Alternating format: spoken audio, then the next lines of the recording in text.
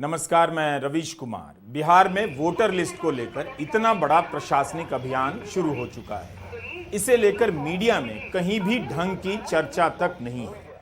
8 करोड़ मतदाताओं से फॉर्म भरने के लिए कहा गया है।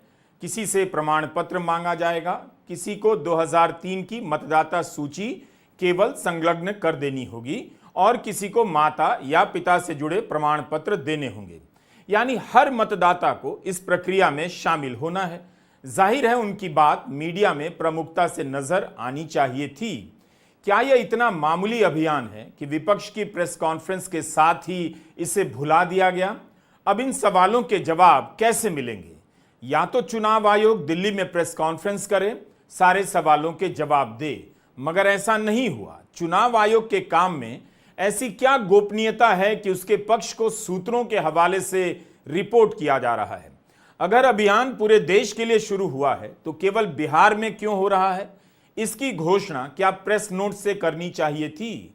24 जून को पत्र सूचना कार्यालय पीआईबी से सूचना जारी होती है कि बिहार में करीब 8 करोड़ मतदाताओं का विशेष गहन पुनरीक्षण होगा।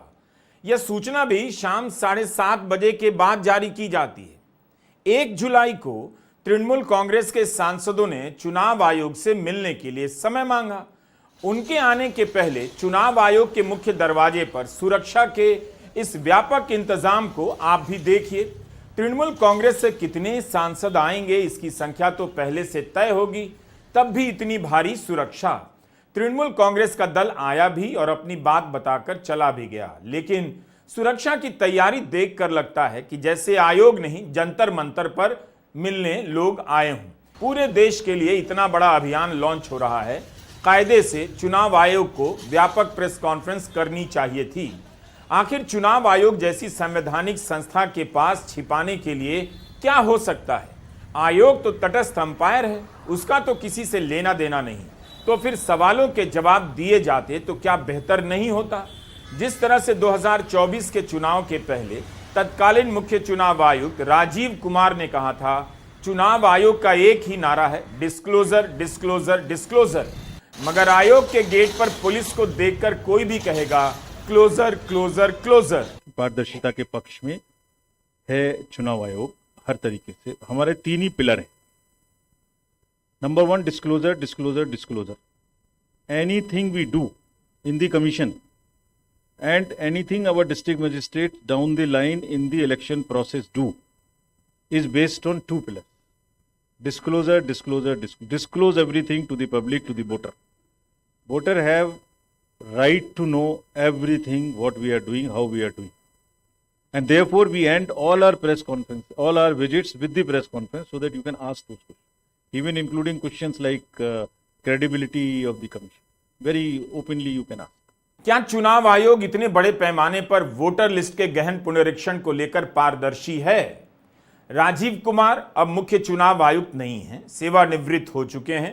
ज्ञानेश कुमार मुख्य चुनाव आयुक्त हैं। 2024 के लोकसभा चुनावों के दौरान आयोग की प्रेस कॉन्फ्रेंस में राजीव कुमार के साथ चुनाव आयुक्त के तौर पर ज्ञानेश कुमार भी होते थे। एक तरह से वे भी डिस्क्लोजर अभियान का हिस्सा थे। तो क्या उन्हें इन सारे सवालों पर प्रेस कॉन्फ्रेंस नहीं करनी चाहिए?